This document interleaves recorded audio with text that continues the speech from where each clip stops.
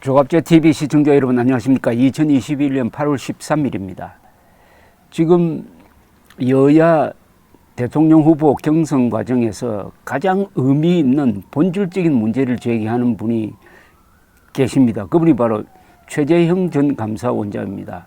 다른 후보들이 문제 삼지 않는 것을 정면으로 다루고 있습니다. 중국의 한국에 대한 내정 간섭, 그리고 친일파 문제, 그리고 이번에는 국가가 국민의 삶을 책임진다는 이 말이 과연 성립될 수 있느냐, 이것은 전체주의적 발상 아니냐 하는 화두를 하나 크게 던졌습니다. 이걸 가지고 여야가 공방전을 벌이고 있는 것 자체가 잘 된 겁니다. 이 문제는 대한민국을 어떤 철학에 의해서, 어떤 가치관에 의해서 이끌어갈 것이냐 하는 것과 관련된 근본적인 문제일 뿐만 아니라 인간을 어떻게 보느냐, 국가를 어떤 존재로 보느냐 하는 것과 관련된 본질적인 문제 제기입니다. 여기에 대해서는 이미 정답이 나와 있습니다. 그 정답은 헌법에 있습니다. 우리나라 헌법 제10조는 가장 중요한 대목입니다. 우리 헌법의 심장이라 부르기도 하고 뇌수라고 부르기도 합니다. 모든 국민은 인간으로서의 존엄과 가치를 가지며 행복을 추구할 권리를 가진다. 국가는 개인의 기본권을 존중하고 보장해야 한다. 이렇게 되어 있습니다. 즉 국민은 인간으로서 존엄성이 있고 생명권이 있고 행복 추구권이 있다는 것입니다. 여기에 분명하게 밝혔습니다. 개인의 기본권이라고 그랬습니다. 개인의 자유와 기본권을 국가가 존중하고 보장해야 된다고 했으니까 개인이 가장 중요합니다. 대한민국 헌법에서는 국가보다 개인이 중요합니다. 그런데 국가가 나서가지고, 어느 정권이 나서가지고 내가 국민의 삶을 책임지겠다 라고 하는 순간부터 국민 개개인에 대한 통제가 들어옵니다. 책임지겠다는 건 뭡니까? 간섭하겠다는 것 아닙니까? 그런데 그 간섭의 범위가 문제입니다. 안보라든지 또는 법치라든지 이런 큰 틀에서의 간섭이 아니라 이번에 요사이 진행되고 있는 코로나 방역처럼 과도하게 개인의 기본권을 침해를 해가지고 지금 대한민국 국민 한 사람 한 사람이 어디에 가 있는지 동선까지 추적하게 하고, 그리고 심지어는 광화문 집회에 나갔다고 해서 전화번호를 파악을 해가지고 전화를 걸어가지고 빨리 검사 받으라, 코로나 검사 받으라, 안 받으면 처벌한다, 이런 식으로 나오는 거. 이게 더 진행이 되면은 조지 오웰이 쓴 1984라는 소설의 상황이 되는 거죠. 집집마다 감시용 CCTV를 붙여가지고 일거수일투족을 통제하도록 하는, 여기까지 나가는데 여기 좋은 모델이 있습니다. 바로 북한 아닙니까? 북한이 모든 국민의 삶을 국가가 책임지는 가장 전형적인 경우입니다. 대한민국은 개인의 자유를 보장하면은 그 개인이 스스로 행복을 추구하게 된다. 그걸 권리라고 한 것은 국가가 그렇게 할 수 있는 제도를 보장하는 것이다. 그러나 한 사람 한 사람에게 이런 직업 선택하라, 저기서 살아라, 이런 간섭은 하지 않는다. 이게 민주주의죠. 그런데 문재인 정권은 사실은 예산과 법치를 지금 전체주의적으로 쓰고 있는 거죠. 계속 북한 닮아가려고 하는 방향으로 가고 있습니다. 대한민국이 발전하고 북한이 발전하지 못한 것을 한마디 말로 줄이면은 북한은 개인의 자유가 허용되지 않는다. 대한민국은 개인의 자유다. 즉 법을 어기지 않으면은, 남에게 피해를 주지 않으면은 내 마음대로 할 수 있다. 이게 대한민국 국민이 원래부터 가지고 있던 야성의 DNA를 대폭발시켜 가지고 지난 70년 동안 최악의 조건에서 최단 시간 내에 최소한의 희생으로 최대 업적을 남겼습니다. 그래야 대한민국은 지금 사실상 7대 강국입니다. 인구가 5천만 명 되고 1인당 국민소득 3만 달러 이상 되고 그리고 민주주의를 하는 나라는 7나라밖에 없습니다. 미국, 일본, 독일, 프랑스, 영국, 이탈리아, 대한민국입니다. 그게 바로 개인의 자유를 보장하는 데서 나왔습니다. 그런데 이 좌파 정권 중에서도 최악질적인 김일성주의에 오염된 이 좌파 정권은 국민의 삶을 책임진다고 거짓말을 하면서 국민 생활을 통제를 해가지고 국민들을 정신 상태를 노예화하고 노예 근성을 심어가지고 국가가 던져주는 것만 받아먹도록 하는 일종의 국민을 사유하는 이런 정책을 펴고 있는 것 아닙니까? 거기에 대한 문제 제기로서 최재형 전 감사원장이 나선 것은 이번에 대통령에 당선될지 안 될지를 떠나서 정말 의미 있는 화두를 하나 던진 겁니다.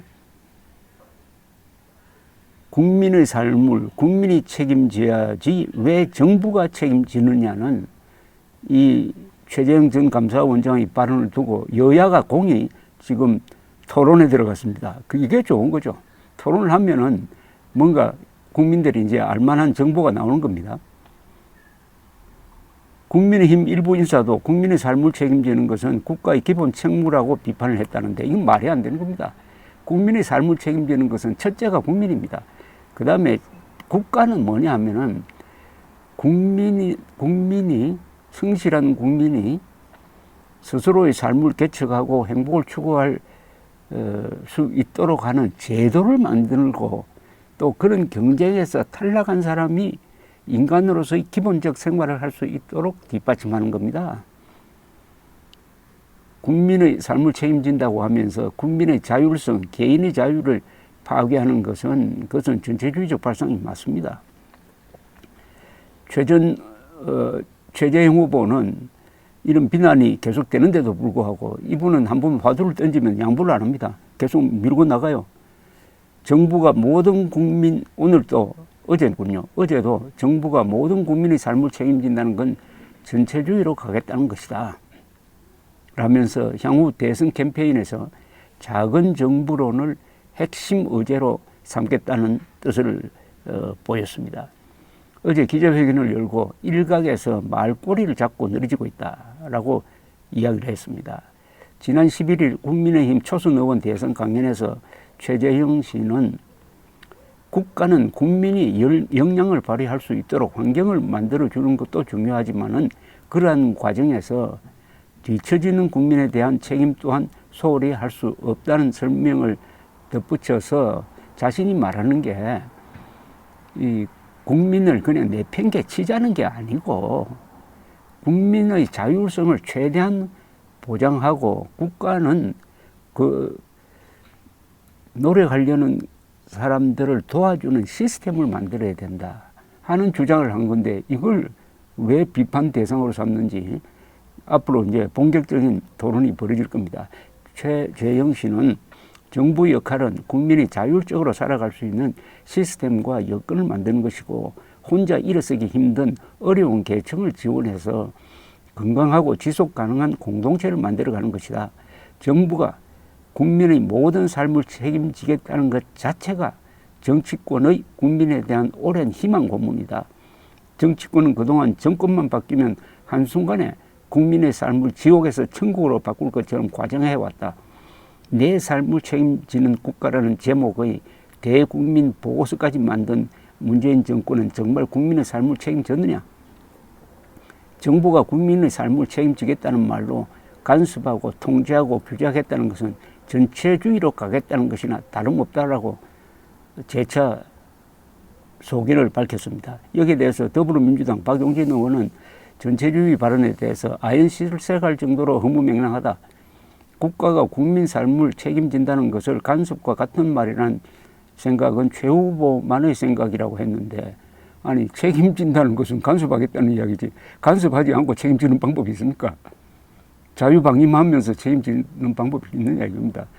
국민의힘 하태경 의원은 국가가 국민의 삶을 책임지려 하면은 간섭하게 되고 통제하게 된다는 주장은 전제가 잘못된 논리적 비약이라고 했는데 논리적 비약이 아니죠. 너무나 당연한 이야기죠. 간섭하지 않고 어떻게 책임집니까? 윤희석 의원은 찬성하고 나왔습니다. 19세기 후반 이후 최대 논쟁은 국가가 국민 삶의 무엇을 책임져야 하는가였다. 국가의 책임은 간섭과 통제와 불가분 관계인지라 무턱대고 확대하면은 개인의 자유를 침해할 수밖에 없다. 이 문제는 이번 대선의 가장 의미 있는 화두라고 했습니다. 가장 의미 있는 화두를 던졌다 이겁니다. 그런 점에서 최재형 씨 같은 사람이, 깨끗한 사람이, 약점 없는 사람이 나와가지고 자기 소신대로 이야기를 하니까 이번 대선판이 격이 좀 높아지는 것 같습니다. 강원택 서울대 교수는 조선일보와 인터뷰에서 정부가 국민 삶의 향상을 위해 과도하게 민간 부문에 개입하여 창의와 자율성을 규제하는 관료주의 문제가 역사적으로 제기되어 왔다. 최 전 원장 발언은 이런 측면에서 국가 개입을 최소화해야 한다는 취지로 보인다고 말했습니다. 최재형 전 감사원장의 이야기는 완전히 헌법에 기초를 하고 있습니다. 그리고 과거 역사적 경험에서 옳은 이야기죠. 이걸 정책화하면은 간단하게 요약할 수가 있습니다. 우선 작은 정부를 만들어야 됩니다. 정부가 커지면 규제를 많이 하게 됩니다. 작은 정부, 그러면 세금이 적게 듭니다.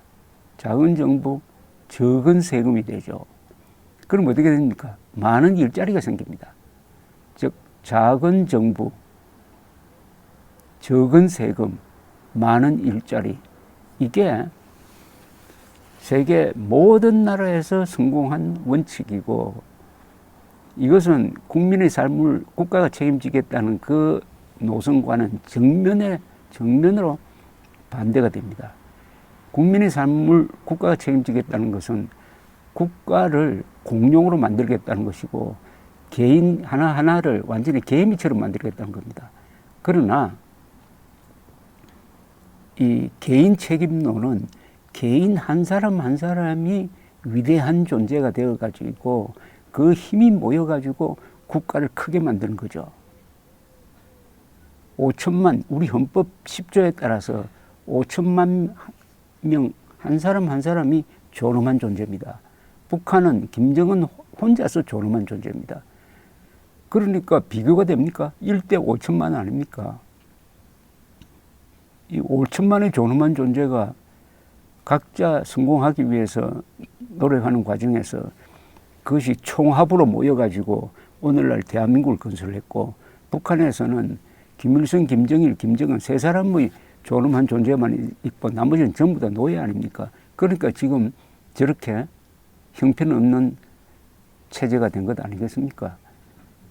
최재형 전 감사원장이 정치판에 뛰어든 것이 정말 우리 정치를 한 단계 업그레이드 시키는 계기가 될 것 같아서 기분이 좋습니다. 감사합니다.